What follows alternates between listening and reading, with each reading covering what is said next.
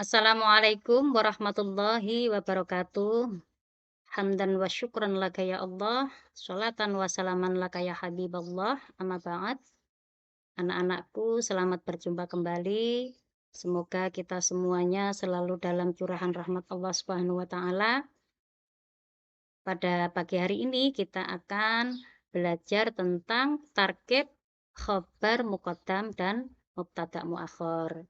Dan sebelumnya marilah sama-sama kita membuka dengan basmalah bersama. Bismillahirrahmanirrahim.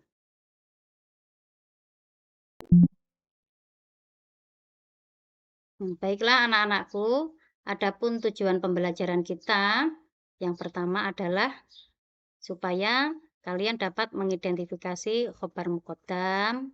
Yang kedua, dapat mengidentifikasi mubtada muakhir. Dan selanjutnya dapat menyusun kalimat dengan pola khobar muqaddam dan mubtada muakhir. Nah, sebelum kita membahas pada materi, marilah kita lihat terlebih dahulu susunan kalimat sederhana dalam bahasa Indonesia. Nah, susunan kalimat sederhana dalam bahasa Indonesia itu dia terdiri dari subjek dan predikat.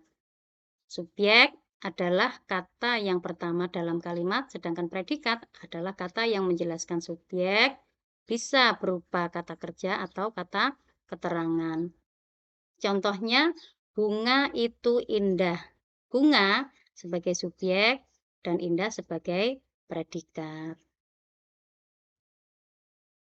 Nah, selanjutnya marilah kita melihat susunan kalimat dalam bahasa Indonesia.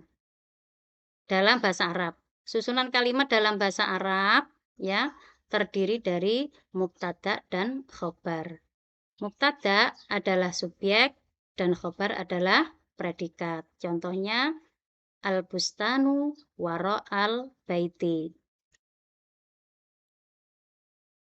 Nah, marilah semuanya kita perhatikan contoh-contoh berikut. Yang pertama, al-hadiqatu waro al-baiti.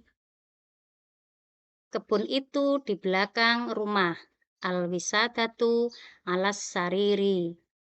Bantal itu di atas ranjang. As-sayyaratu amamat darojah. Mobil itu di belakang sepeda. Nah, contoh ini adalah contoh A, adalah contoh dengan struktur yang normal, di mana mubtada'nya atau subjeknya menjadi kata yang pertama pada sebuah kalimat, sedangkan khobarnya atau predikatnya dengan bentuk kata keterangan tempat menjadi kata yang jatuh setelah mubtada'. Kata yang bergaris bawah adalah mubtada dan kata yang tercetak tebal adalah khobar. Di sini kata yang bergaris bawah berbunyi al-hadiqatu, al-wisadatu, as-sayyaratu.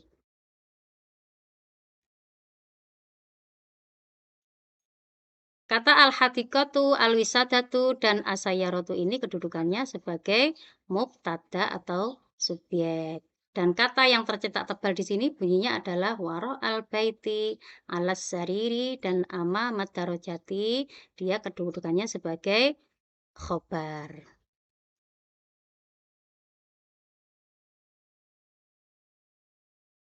Nah, selanjutnya marilah kita perhatikan perubahan kalimat berikut ini.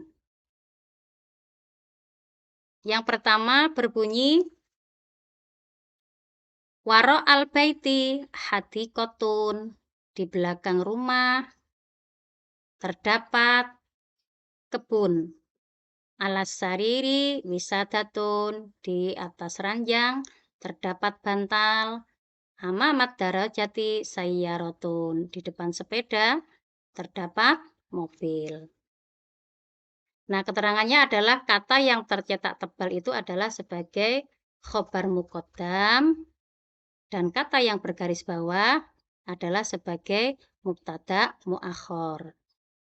Kata yang tercetak tebal itu berbunyi waro al-baiti, alas sariri, amamat darajati. Nah, ketiga-tiganya ini dia kedudukannya sebagai khobar muqaddam. Dan kata yang bergaris bawah, hatikotun, wisadatun, sayyaratun, ini kedudukannya sebagai mubtada muakhor.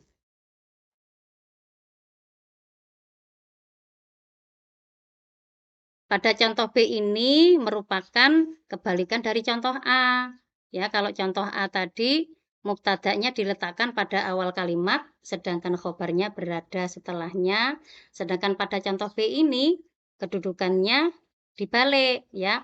Khobarnya diletakkan diletakkan di depan atau didahulukan, yaitu menjadi khobar muqaddam, dan mubtada'nya diakhirkan menjadi mubtada' muakhor. Nah, susunan kalimat ini berlaku untuk kata keterangan tempat. Susunan seperti ini bisa mempengaruhi arti ya, jika kalian lihat pada contoh B kemudian dibandingkan pada contoh A tadi. Nah, kata ada atau terdapat di sini tujuannya adalah untuk memudahkan kita dalam hal menerjemahkan, memahami penerjemahan ke dalam bahasa Indonesia. Nah, selanjutnya setiap mubtada harus diberi al jika bukan nama orang, kota, dan lain sebagainya. Akan tetapi jika dibalik sehingga menjadi mubtada muakhor, maka tidak diberi al.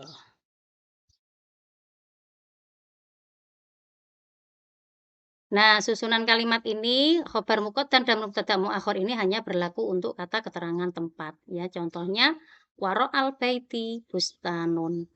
Kata waro'al baiti ini artinya adalah di belakang rumah, yaitu menunjukkan tempat. Tempatnya di mana? Di belakang tadi ya.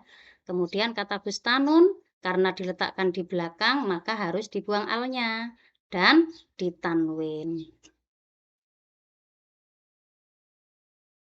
Nah, selanjutnya mari kita belajar tentang kata tanya, yaitu berupa madza, man, dan liman. Di mana untuk kata tanya ini nanti jawabannya terdiri dari struktur kalimat berupa khobar muqaddam dan mubtada muakhor. Yang pertama adalah kata tanya berupa madza. Apa? Madza fil hamami. Apa yang ada di kamar mandi? Jawabannya adalah fil hamami sobunun. Di kamar mandi terdapat sabun ya. Nah, kata fil hamami ini sebagai khobar muqaddam dan kata sobunun menjadi mubtada muakhor. Selanjutnya man ya. Maknanya siapa? Man amamal madrasah. Jawabannya amamal madrasati mudarrisun. Siapa yang ada di depan sekolah? Di depan sekolah terdapat guru, ada guru ya. Nah, amamal madrasati di sini kedudukannya sebagai khobar muqaddam dan mudarrisun sebagai mubtada muakhor. Untuk selanjutnya adalah kata liman. Liman dzalika bait ya, liman dzalikal bait. Jawabannya adalah dzalikal bait lil Utsman ya. Kata dzalikal bait itu kedudukannya sebagai khobar muqaddam dan li Utsman kedudukannya sebagai mubtada muakhor. Nah, kesimpulannya untuk susunan kalimat bahasa Arab bisa dibalik, yaitu mubtada diakhirkan dan khobarnya didahulukan ya.